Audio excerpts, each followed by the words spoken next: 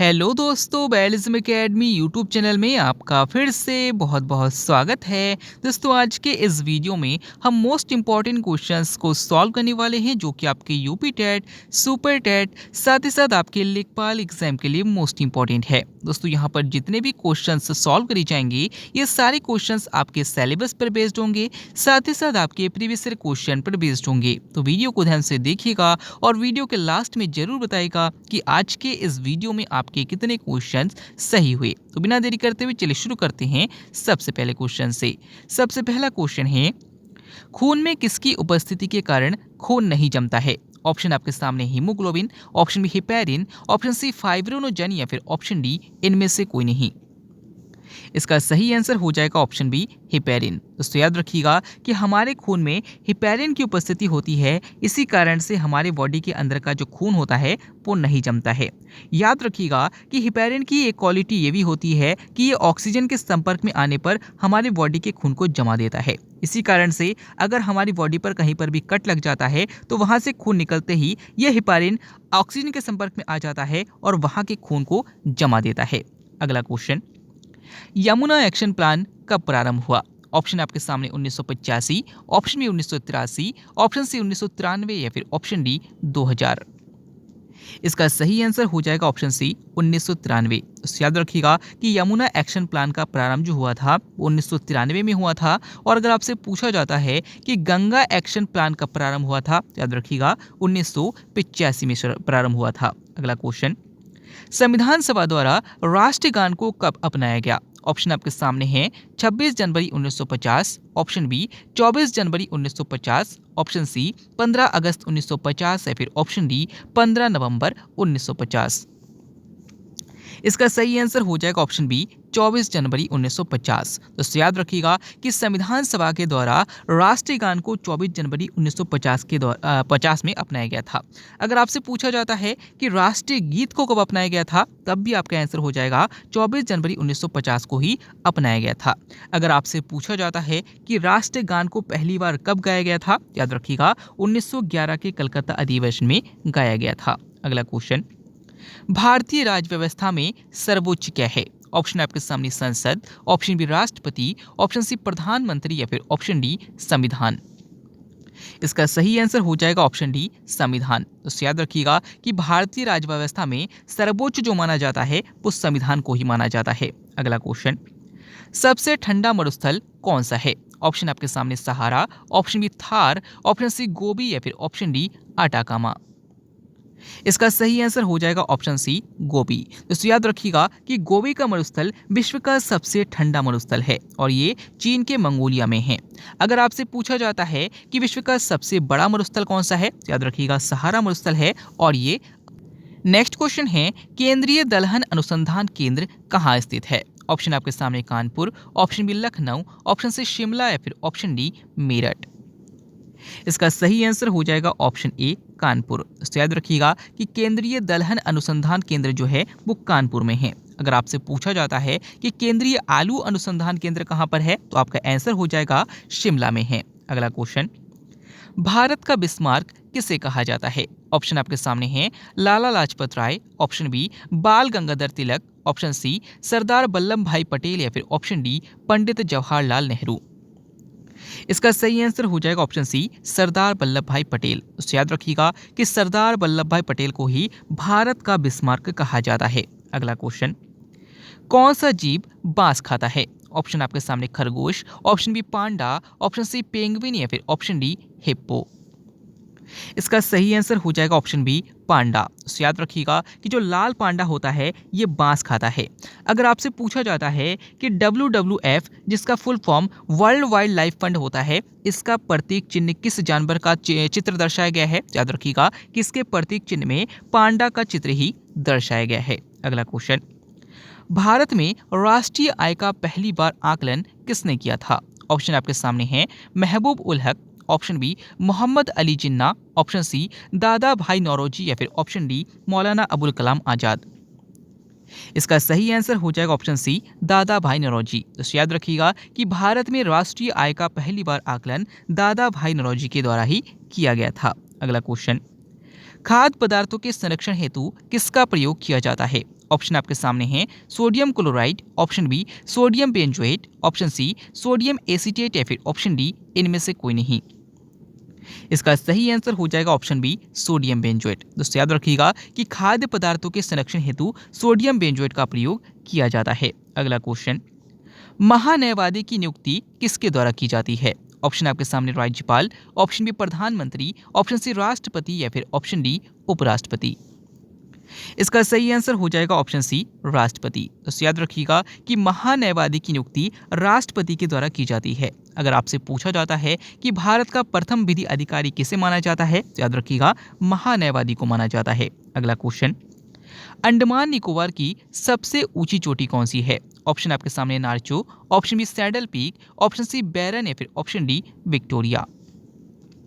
इसका सही आंसर हो जाएगा ऑप्शन बी सैडल पीक। तो याद रखिएगा कि अंडमान निकोबार की सबसे ऊंची चोटी सैडल पीक है। और अगर आपसे पूछा जाता है कि लक्षद्वीप की सबसे ऊंची चोटी कौन सी है, याद रखिएगा नारचो है। अगला क्वेश्चन, हार्मोन कहाँ से स्रावित होते हैं? ऑप्शन आपके सामने हैं अंतःस्रावी ग्रंथि, ऑप्शन बी बाह्यस्रावी ग्रंथि, ऑप्शन सी यकृत ग्रंथि या फिर ऑप्शन डी अग्न्याशय ग्रंथि।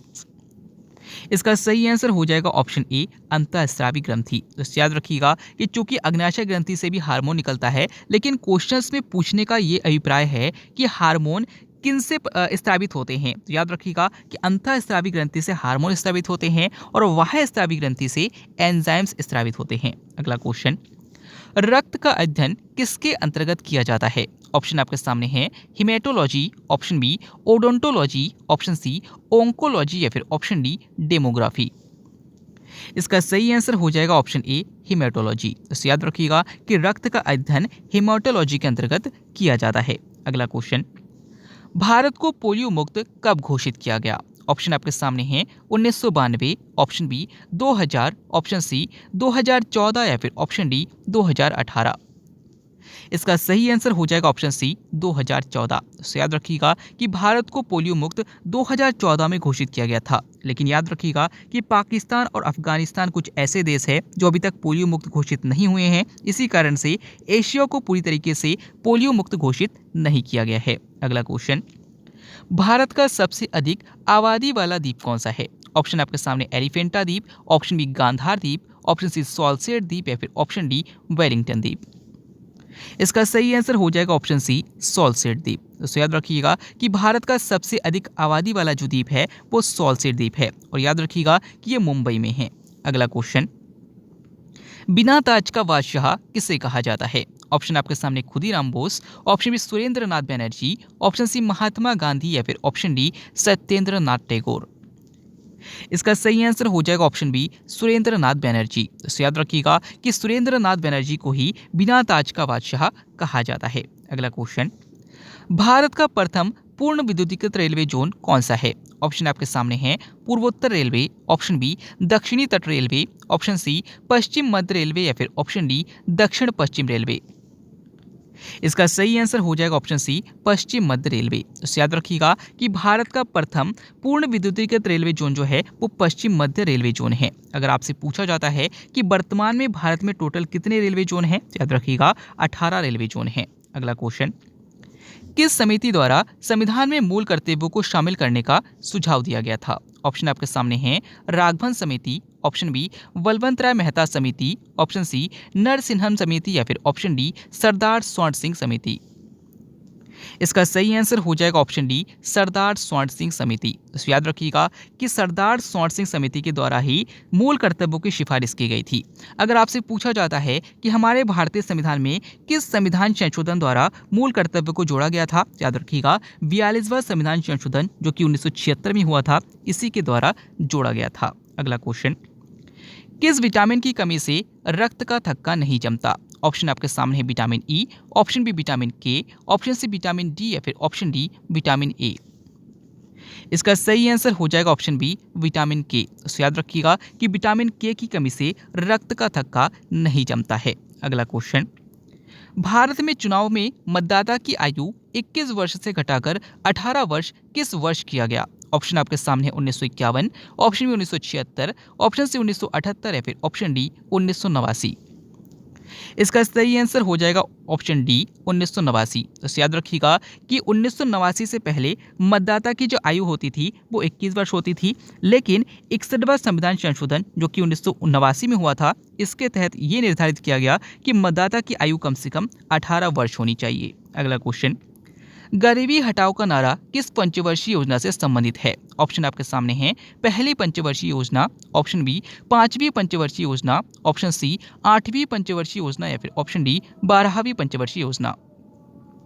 इसका सही आंसर हो जाएगा ऑप्शन बी पांचवी पंचवर्षीय योजना। तो याद रखिएगा कि गरीबी हटाओ का नारा पांचवी पंचवर्षीय योजना के तहत दिया गया था। अगला क्वेश्चन, वाटर गैस किसे कहा जाता है? ऑप्शन आपके सामने हैं, कार्बन मोनोऑक्साइड और nitrogen, option B carbon monoxide और hydrogen, option C carbon monoxide और मीथेन या फिर ऑप्शन डी इनमें से कोई नहीं।